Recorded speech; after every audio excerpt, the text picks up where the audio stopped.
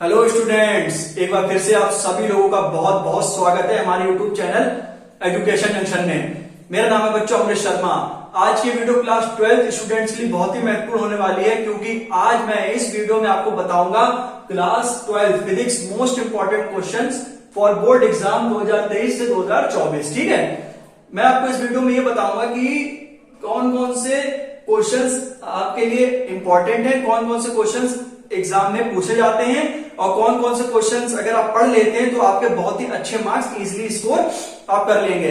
क्योंकि बच्चों ये पार्ट 2 है, मैंने पार्ट 1 मतलब ऑलरेडी बनाया हुआ है। मतलब आपकी दो किताबें फिजिक्स की, एक फर्स्ट बुक एक सेकंड बुक। फर्स्ट पार्ट है, मैंने बुक फर्स्ट का सब कुछ पूरा ए से लगाकर जेड तक एक्सप्लेन करा हुआ, लगभग 46 मिनट की वो वीडियो है। तो मैंने आपको ए टू जेड सब कुछ बता रखा है उसमें कि मतलब क्या क्या आपसे पूछा जाता है, कौन कौन से क्वेश्चंस इंपॉर्टेंट हैं, लॉन्ग भी आपको सब कुछ बताया गया उसमें पूरा ए टू जेड। आज इस वीडियो में सिर्फ आपको पार्ट 2 मतलब जो आपकी सेकंड बुक है उसमें से आपको बताया जाएगा कि कौन कौन से इंपॉर्टेंट क्वेश्चन आए। तो उस फर्स्ट पार्ट का वीडियो का लिंक सीधा आपको मिलेगा हमारे चैनल डिस्क्रिप्शन बॉक्स में, तो वहां से जाके आप वो वीडियो देख सकते हैं और इसके बाद आप ये वाली वीडियो देख के आप अपना मतलब अच्छे से तैयारी कर सकते हैं। ठीक, तो बिना किसी देरी के वीडियो शुरू करते हैं। जैसा कि आपको पता है आपका जो एग्जाम है नवंबर टाइम चल रहा है, दिसंबर जनवरी फरवरी, आपके पास मोस्टली 3 मंथ है, 3 मंथ्स है आपके पास। 6 से 7 मार्च को आपका बोर्ड एग्जाम होता है, जो कि हर साल यही डेट में आता है। इस डेट में एग्जाम हो जाता है, जो कि आपके 3 सेट बनते हैं, set A, set B, set C, जिसमें सेट ए इजी, फिर मॉडरेट और फिर डिफिकल्ट। जो 3 सेट बनते हैं तो वो आपको कोई सा भी सेट मिल सकता है। तो मैं आपको बताऊंगा कि जो है आपको मैंने 8 चैप्टर 8 तक बता दिया था, इलेक्ट्रोमैग्नेटिक वेव्स तक, और अब हमारे दूसरी बुक का ये पहला chapter ray optics and optical measurement. तो आपको इसमें क्या पढ़ना है अब मैं आपको यहाँ पर बताता हूँ, तो ध्यान से वीडियो को पूरा देखिएगा। जो आपको चीजें आखिरी में ना समझ में आए वो आप मुझे कमेंट बॉक्स में बिल्कुल पूछ सकते हैं, आपकी हर एक चीज का रिप्लाई करा जाएगा। तो बिना किसी देरी के हम वीडियो शुरू करते हैं। वीडियो में आप ध्यान रखिएगा बिल्कुल क्या क्या मैं कह रहा हूँ। सबसे पहला चैप्टर है chapter 9 ray optics and optical measurement. ठीक है, इसमें जो है आपको थोड़ा रे ऑप्टिक्स के बारे में तो पता होना चाहिए। ठीक है, बाकी आपको इसमें इंपॉर्टेंट पूछा गया रहता है, जैसे रेशियो पूछा जाता है कि real depth and apparent depth, जो कि मैंने यहाँ लिखा नहीं है, इजी सा है, म्यू बराबर real depth upon apparent depth. तो वो आप इसे प्लीज देख लीजिएगा। दूसरे में आपको टॉपिक में पढ़ना है बेटा मिरर फॉर्मूला क्या होता है, ये इसका डेरिवेशन आपसे पूछ लिया जाता है। मान लीजिए आपका आसान सेट बन जाता है तो आपसे ये पूछ लिया जाता है और मिरर फॉर्मूला आपको पढ़ना है, म्यू बराबर real depth upon apparent depth, साथ ही साथ नॉर्मल शिफ्ट कर लीजिएगा, सिंपल से क्वेश्चन है।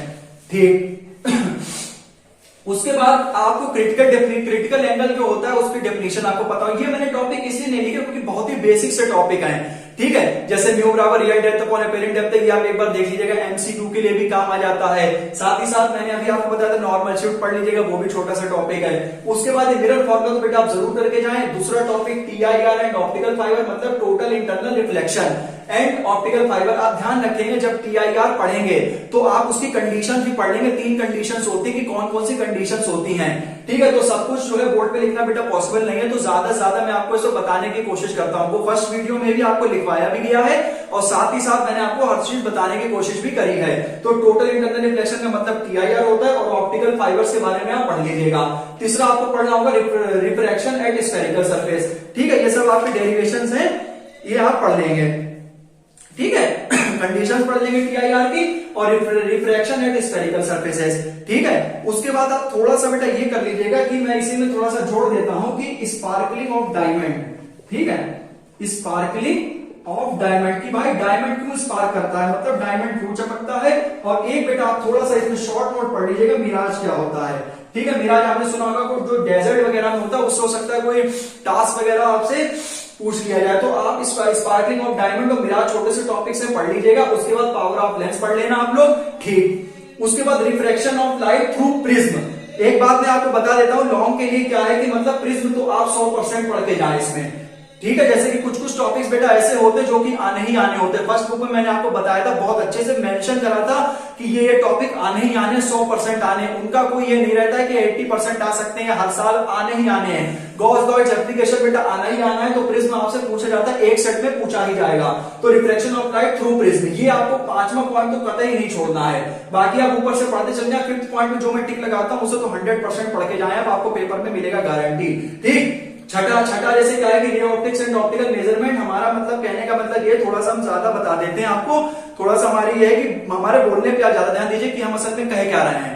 ठीक है, बाकी जो लिखा हुआ है वो तो आपको समझना ही समझना है। ऑप्टिकल मेजरमेंट में आपने अच्छा खासा पढ़ा होगा, आपको स्कूल्स वगैरह में आपको जो टीचर्स वगैरह ने पढ़ाया होगा कि ऑप्टिकल इंस्ट्रूमेंट में माइक्रोस्कोप एंड एस्ट्रोनॉमिकल टेलीस्कोप, कौन सा reflecting and refracting and the magnifying power. जो आपको बेटा ऑप्टिकल इंस्ट्रूमेंट्स पढ़ाए गए हैं, कौन कौन सा माइक्रोस्कोप है, ठीक है, एस्ट्रोनॉमिकल टेलीस्कोप है, और भाई वो मतलब एक होता है रिफ्लेक्टिंग और एक होता है रिफ्रैक्टिंग, तो दोनों ही आपको पढ़ के जाने। और साथ ही साथ जब भी आपसे टेलीस्कोप्स वगैरह या फिर मतलब ऑप्टिकल मेजरमेंट पूछा जाएगा तो बेटा आप उसकी मैग्नीफाइंग पावर्स भी निकाल के बेटा दिखाएंगे, ठीक है। तो वो इसमें मैंने आपको ये पूरा सा चैप्टर में लगभग सभी कुछ बता दिया है कि कौन कौन सी चीजें आपको जो है वो पढ़ के जानी है। इसमें न्यूमेरिकल मैंने आपको नहीं बताया, तो न्यूमेरिकल तो बेटा जैसे कुछ भी आ सकते हैं, ठीक है।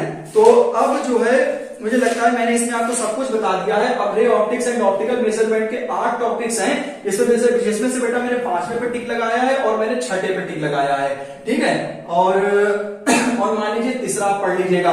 और जो केसेस होते हैं वो तो जैसे आपको पता है कि इमेज वगैरह कहां बनती है वो 10th वाले हैं, तो उसमें कोई चक्कर ज्यादा कुछ है नहीं, ठीक है।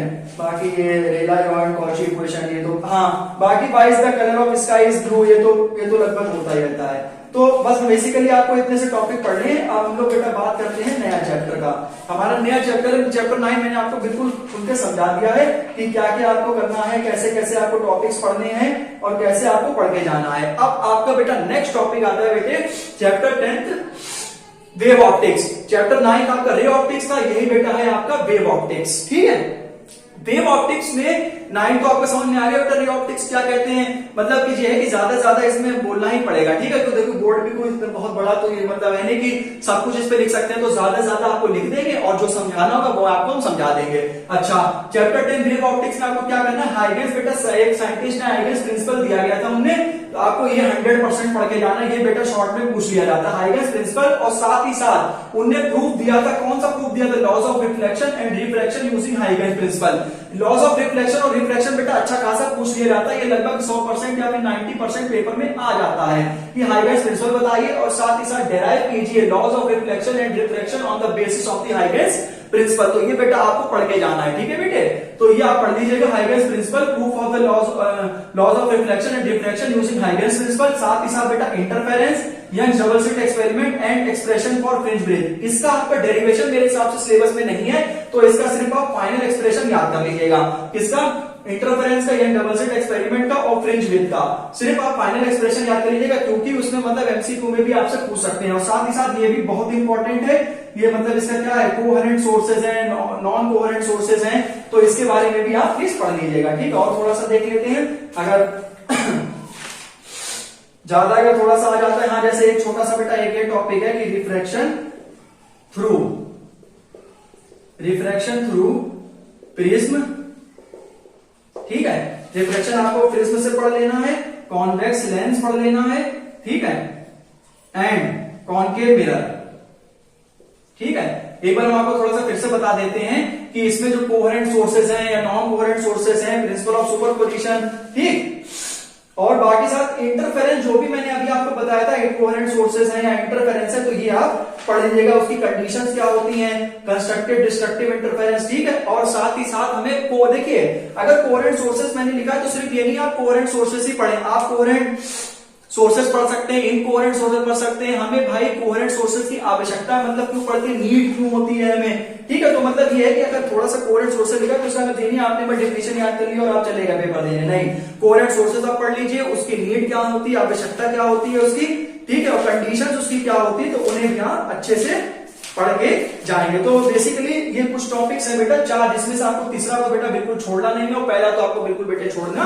नहीं है। सस्टेन्ड इंटरफेरेंस क्या होता है, उसकी कंडीशंस, और साथ ही साथ बेटा एक आपका अलग से टॉपिक पूछा जाता है, ये देखिए अच्छी आप ध्यान आ गया, conservation of energy in interference, ठीक है, कि भाई इंटरफेरेंस में एनर्जी कैसे कंजर्व रहती है, उसका डेरिवेशन होता है, ठीक है। तो ये टॉपिक आपको पढ़ाए गए होंगे, ठीक है। तो ये जो है आप पढ़ लीजिएगा, conservation of energy in interference, ठीक है। और ये क्वेश्चन भी बच्चों बहुत पूछा जाता है कि भाई कि कंजर्वेशन की इंटरफेरेंस में एनर्जी कैसे कंजर्व रहती है, ठीक है।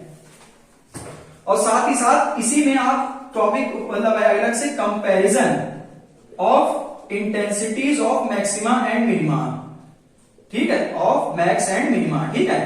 क्योंकि कंपैरिजन जब हमने आपसे पहले से ही बताया था कि कंजर्वेशन भी पूछा जाता है तो उसमें कंपैरिजन भी आपसे पूछ लेंगे। ठीक है, बस इतना सा टॉपिक है, आपको बस इसमें से पढ़ना होता है बेटे। ठीक है, और साथ ही साथ और एक आपको टॉपिक ये है कि डिफ्रैक्शन ड्यू टू बेटा single slit, diffraction due to single slit. ठीक है, जिसमें आपका पार्ट डिफरेंस वगैरह जो भी है, रिजॉल्विंग पावर ऑफ माइक्रोस्कोप, बस ये कुछ नहीं। ठीक, और हाँ तो बस ये लगभग इसमें बेटा इतना ही है। लाइट इज ट्रांसफर्स वेव नहीं है, कुछ नहीं। लॉ ऑफ मेलस, हाँ ये थोड़ा देख लीजिएगा, लॉ ऑफ मेलस वगैरह। हाँ बस अब हटाइए, इसमें लगभग इतना ही है। ठीक है, तो आपको जो मैंने बता दिया है कि जो है हाइगेस प्रिंसिपल पढ़ेंगे ही पढ़ेंगे। ठीक, proof of laws of reflection and diffraction हाइगेस प्रिंसिपल पे पढ़े ही पढ़ेंगे। और इंटरफेरेंस और यंग डबल स्लिट एक्सपेरिमेंट का जो दूसरा टॉपिक है, इसमें आपको सिर्फ बेटा फाइनल एक्सप्रेशन याद करना होगा। ठीक है, और तीसरे में कोहेरेंट सोर्सेज आपको मैंने बता दिया, कोहेरेंट क्या होता है, इनकोहेरेंट वाला पढ़ लेना, थोड़ा डिफरेंस वगैरह देख लेना, और साथ ही साथ जो कंडीशंस होती है वो पढ़ लीजिएगा। और ये टॉपिक है तो मुश्किल से अगर आप इस पूरे चैप्टर तैयार करेंगे, मुश्किल से 1 से 2 घंटे में आपको ये चैप्टर पूरा ही तैयार हो जाएगा। ठीक है, अब बेटा हम लोग बात करते हैं चैप्टर नंबर 11 की। ठीक है, जैसे जैसे आपको ये चैप्टर 9, 10 बताया गया है, वैसे ही आपको सारे चैप्टर्स बताए जाएंगे। पहली वाली की जो वीडियो है उसमें तो बहुत ही अच्छे से और इसमें भी बच्चों को ज्यादा से ज्यादा एक्सप्लेन करने की कोशिश करी गई है। उसका जो लिंक है वो सीधा आपको मिलेगा डिस्क्रिप्शन बॉक्स में। आप वहां से जो है वो वीडियो देख के आप अपना जो उसमें बस थोड़ी सी ये प्रॉब्लम है, थोड़ा सा बैकग्राउंड में थोड़े से साउंड है, वो तो थोड़ा सा केयरफुली अगर सुन लेंगे तो आप बहुत आराम से वीडियो समझ लेंगे। बहुत अच्छे से मैंने बताया कि क्या क्या उसमें आता है, और इसमें तो मैं सेकंड बुक का बता ही रहा हूँ। बाकी 30 नंबर का आपका प्रैक्टिकल होता है, उस 30 में आपको 30 नंबर मिलते हैं। ठीक है, तो वो तो जो टीचर्स वगैरह आपके स्कूल में होते हैं तो वो तो आपको 30 में 30 ही नंबर देते, ज्यादा 28 होते। मतलब ये है कि उस प्रैक्टिकल में आपको जो है कोई भी बच्चा जो है 28, 29, 30, 28, 29, 30 सब ऐसे ही जाते हो, ज्यादातर 90% 30 में 30 ही जाते हैं।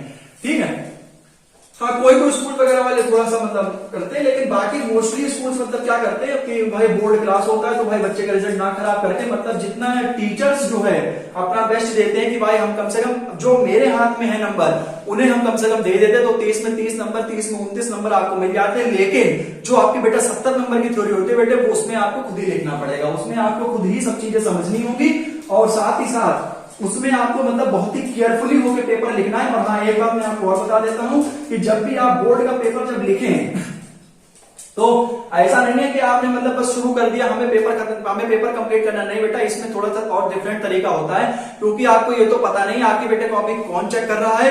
तो जब भी आप बोर्ड के पेपर अपना जब सॉल्व करें, ठीक है, सबसे पहले आपको जब अपना पेपर मिले तो उसे आप खूब मतलब केयरफुली होकर पढ़ें। 15 मिनट पहले आपको पेपर मिलता है, और उसके साथ ही साथ आप अपने माइंड में एक प्रैक्टिस कर लें कि हमें section A, section B, section D है, सेक्शन डी से शुरू करना है।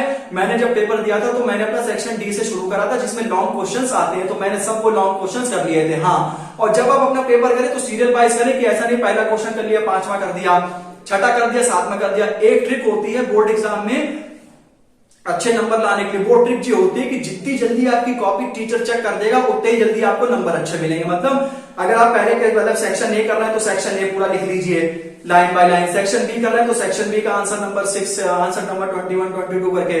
ठीक है, तो जो आप मतलब कर रहे हैं वो सीरियल वाइज करें, पहले ऐसा करें सेक्शन डी के सारे क्वेश्चन कर दीजिए, या फिर आप अगर अपना चाहें तो सेक्शन ए से ही शुरू करें और आखिरी तक सेक्शन करते रहें। तो जो भी आप अपना पूरा पेपर करें, फिर से मैं कह रहा हूं पेपर आपको सीरियल वाइज करना है, क्वेश्चंस में गैप नहीं करना है। ठीक है, अब हम लोग बेटा बात करेंगे चैप्टर नंबर 11 की, जो कि बहुत ही छोटा सा चैप्टर है और इसमें कुछ ही क्वेश्चन बनते हैं जो कि 2 ही आ जाते हैं।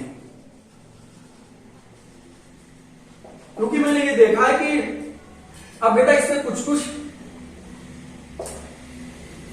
कुछ टॉपिक्स बेटा इसमें ऐसे होते हैं जिसमें कि हमें ये देखना पड़ता है कि भाई कि dual nature of radiation and matter है जैसे, तो इसमें भाई वो क्वेश्चन आ जाते हैं लगभग, भाई वो कहते हैं कि ये क्वेश्चन आ सकते हैं। अब जैसे मैंने आपको बताया कि गॉस लॉ तो बेटा आना ही आना है, तो इसलिए गॉस लॉ अच्छा खासा आ जाता है। तो भाई सबसे पहले अगर हम बात करेंगे कि dual nature of radiation and matter की, तो इसमें सबसे पहले आपको मतलब वर्क फंक्शन वगैरह तो थोड़ा सा आप देख लीजिएगा, बेसिक सा है, और इसके बाद आपको पढ़ना होगा इसमें फोटो इलेक्ट्रिक इफेक्ट। ठीक है, आपको इसमें पढ़ना होगा photo electric photo electric effect आप थोड़ा सा देख लीजिएगा, इसमें थोड़ा बेसिक्स है फोटो इलेक्ट्रिक इफेक्ट और some experimental arrangement. Photo electric effect में जैसे आपका सम एक्सपेरिमेंटल अरेंजमेंट में क्या होता है कि जैसे कि कट ऑफ पोटेंशियल आ जाता है या थ्रेशोल्ड फ्रीक्वेंसी आ जाता है या laws of photo electric effect आ जाते हैं। तो मैंने सिर्फ और सिर्फ laws of photo electric effect लिखा है। दूसरा टॉपिक आपका बहुत बहुत ज्यादा इंपॉर्टेंट है, 100% ये पूछा जाता है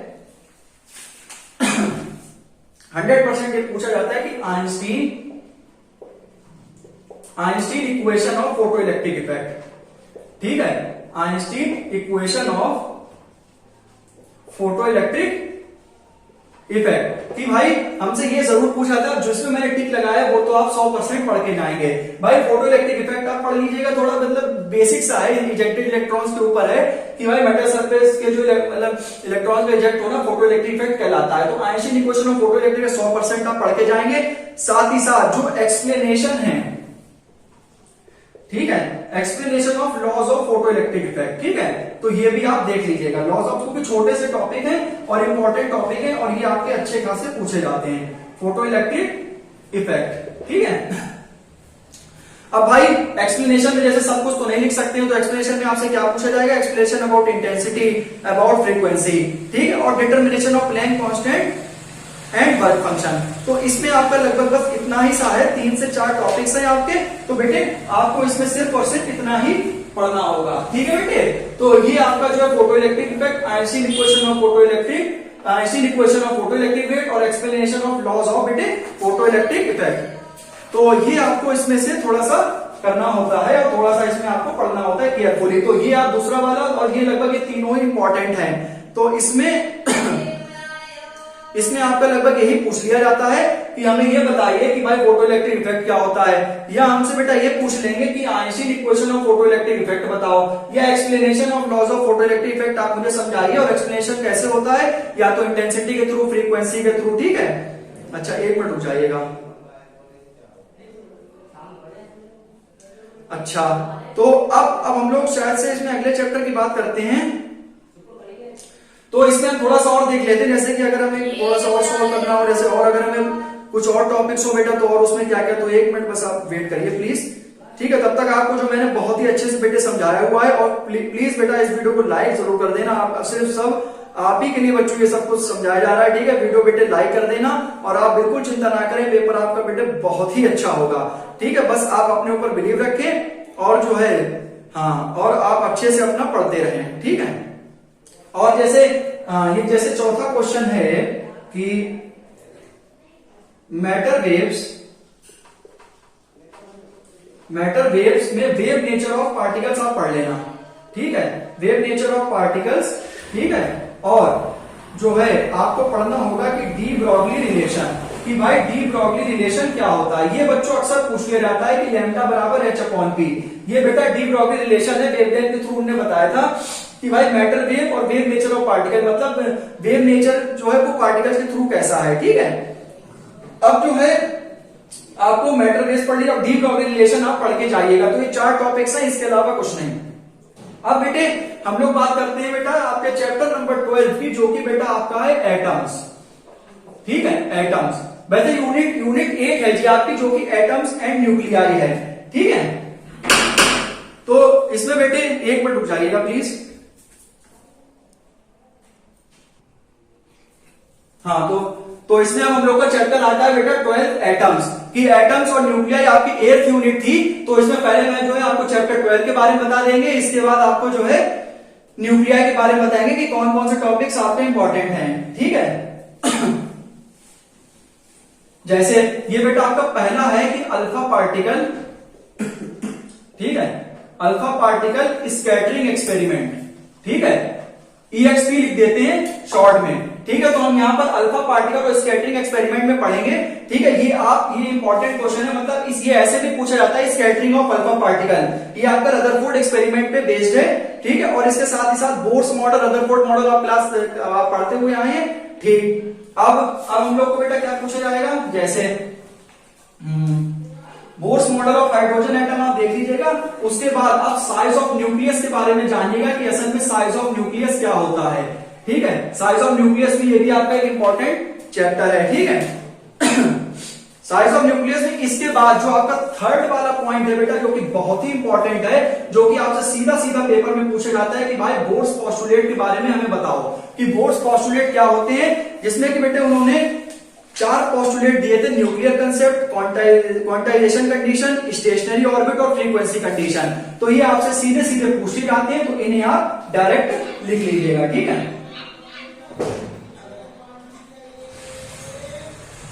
हाँ, तो एक्सप्रेशन ऑफ एनएफ, हाँ, अब जो है आपको क्या करना है कि रेडियस जो है, और इसके साथ ही साथ एक बेटा और टॉपिक है, radius of permitted orbit of hydrogen, permitted orbit of H atom. H atom का मतलब होता है हाइड्रोजन एटम, ठीक है। तो इसमें आप जो है इसकी रेडियस वगैरह पढ़ लीजिएगा। इसमें स्पीड ऑफ इलेक्ट्रॉन के बारे में भी बताया जाता है, ठीक है, और इसमें टोटल एनर्जी के बारे में भी आपको बताया जाएगा। तो ये बच्चों टोटल सा पूरा डेरिवेशन है, जिसमें आप ये टोटल आप निकाल लीजिएगा, ठीक है। अभी मैं आपको थोड़ा सा बता देता हूं कि जब आप radius of permitted of hydrogen atom पढ़ेंगे nth ऑर्बिट की, तो उसमें आपकी रेडियस निकलेगी, स्पीड निकलेगी, टोटल एनर्जी निकलेगी, ठीक है। टोटल एनर्जी आपकी आती है En बराबर माइनस का 13.6 अपॉन एन स्क्वायर। तो ये आपको, और special series of hydrogen atom, तो ये आपका जो है ये आप पढ़ लीजिएगा, ठीक है।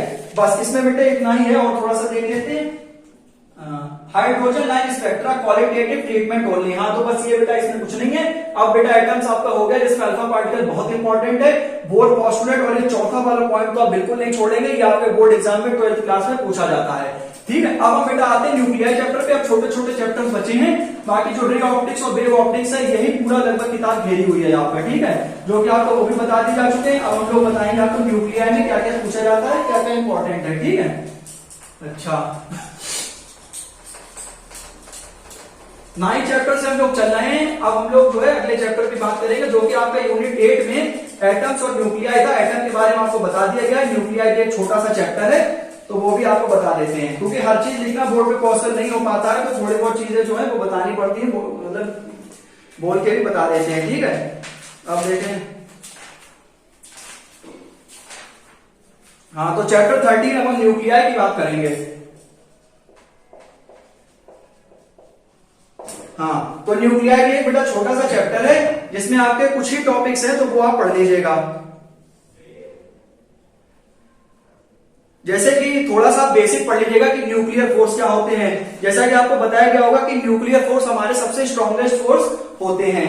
न्यूक्लियर फोर्स सबसे स्ट्रॉन्गेस्ट फोर्स होते हैं, ठीक है। उसके बाद सबसे वीक फोर्स हमारे ग्रेविटेशन फोर्स आ जाते हैं, ठीक है। अब आप इसमें बेटा एक रिलेशन पढ़ लेना, जो कि आपसे एमसीक्यू में पूछा जा सकता है, relation between AMU and MeV, ठीक है।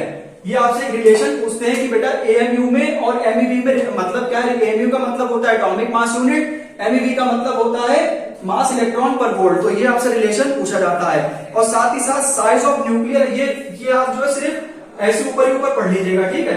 बाकी आपसे साइज ऑफ न्यूक्लियर का एक्सप्रेशन हो सकता है पूछ लिया जाए एमसीक्यू में, R बराबर R0 A की पावर 1/3, ठीक है। तो आप इसे भी पढ़ लेना, ठीक है। अच्छा, बाकी न्यूक्लियर फोर्स आपको बता दिया। अब आपका, अब इसमें जो आपको पढ़ना 3rd नंबर से आता है, ठीक है। 3rd नंबर का आपको एक टॉपिक पढ़ना है, मास एनर्जी रिलेशन, ठीक है।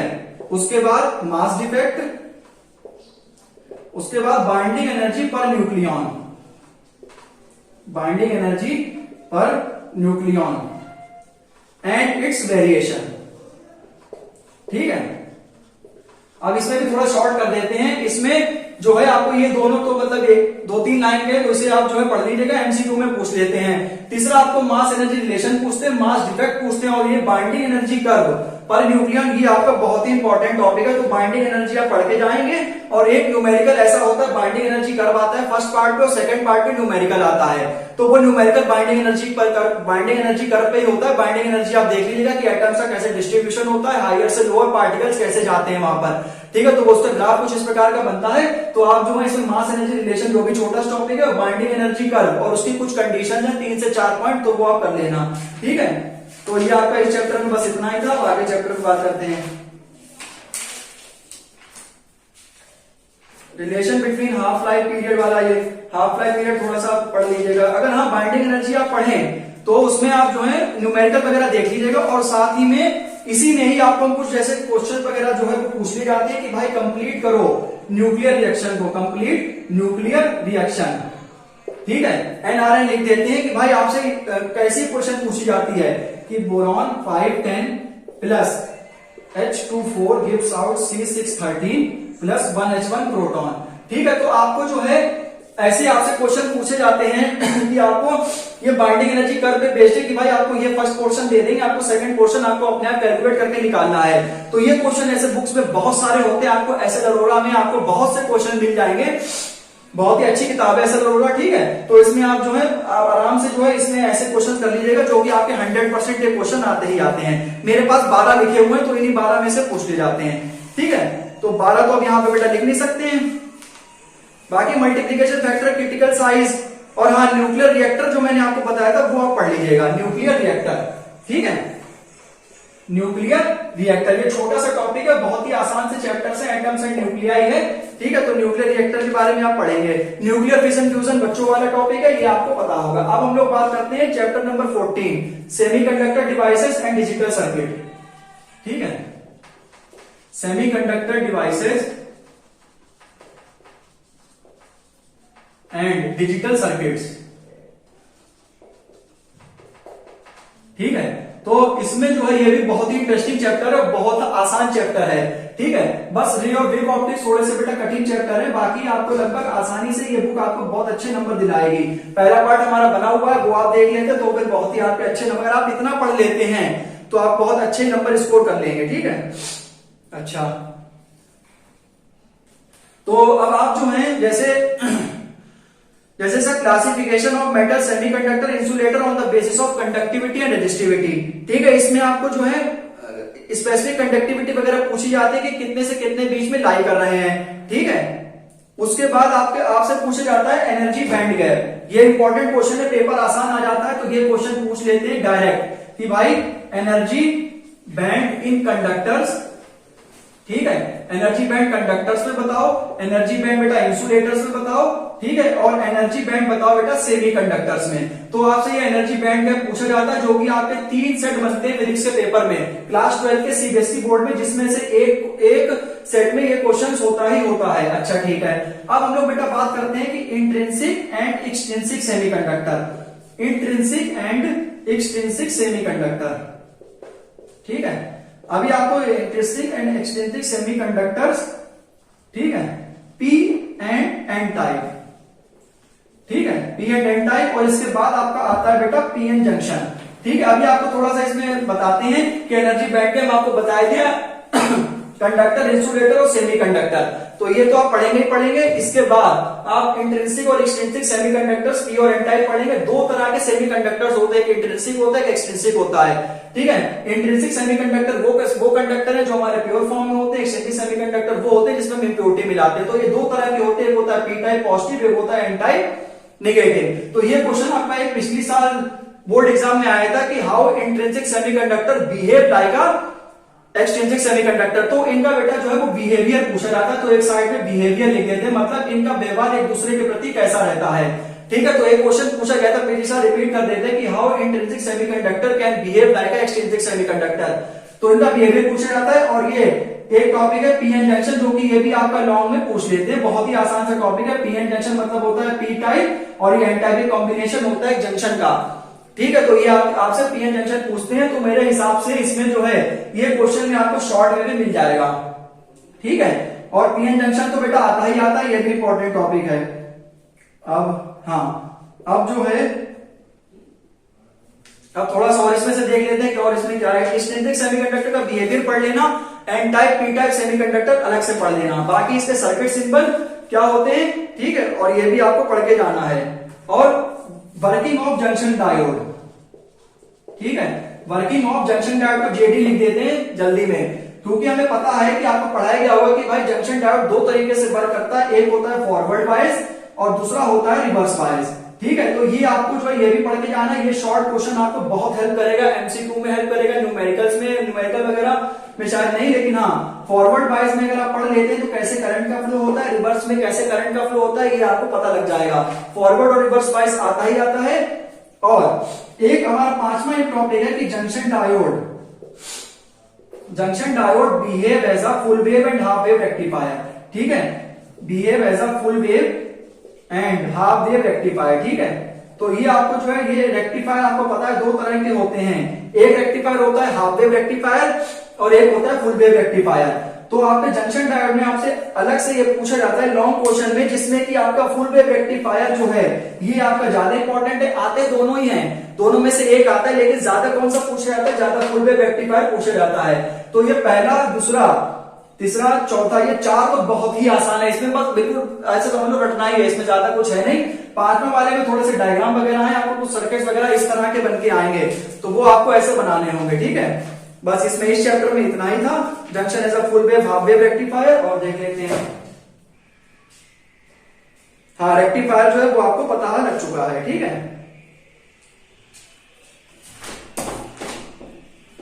हाँ, एक क्वेश्चन जैसे आपसे कभी कभी पूछ लेते हैं आपके एडिटिंग टास्क वगैरह, जो मतलब जो आपका एक टास्क आता है आखिरी में, तो उसमें आपसे एडवांटेजेस पूछ लेते हैं, या पढ़ लीजिएगा, लिख नहीं रहे हैं यहाँ पे, या पढ़ लेना advantages of LED over conventional lamp, ठीक है, कि भाई एलईडी की एडवांटेज क्या है। जैसे कि एलईडी आता है, एलईडी आपको पता होगा, एलईडी होता है लाइट एमिटिंग डायोड, इसका फुल फॉर्म होती है।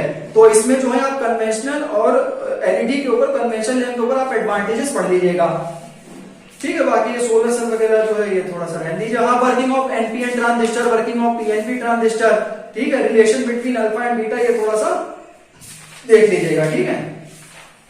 इसके बाद देखते हैं,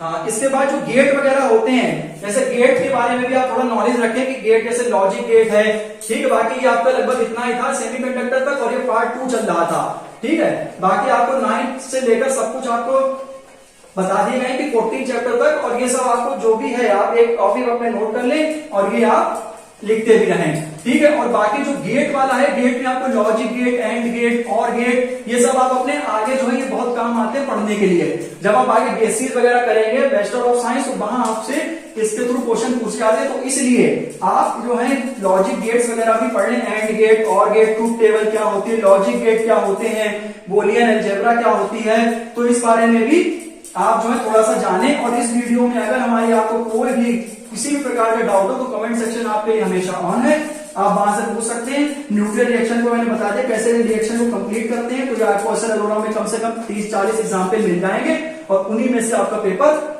आ जाएगा, तो ठीक है। अच्छा, और सर्किट सिंबल भी आप देख लीजिएगा, नॉट गेट को convert, NOT gate from NOR gate, या और गेट फ्रॉम नॉर गेट, ये वाले भी जो है थोड़े अच्छे सवाल है, ठीक है। तो भाई इसमें मैंने आपको सब कुछ बिल्कुल निचोड़ बता दिया है। पार्ट 1 का लिंक आपको सीधा डिस्क्रिप्शन बॉक्स में आपको बेटा मिलेगा, ठीक है।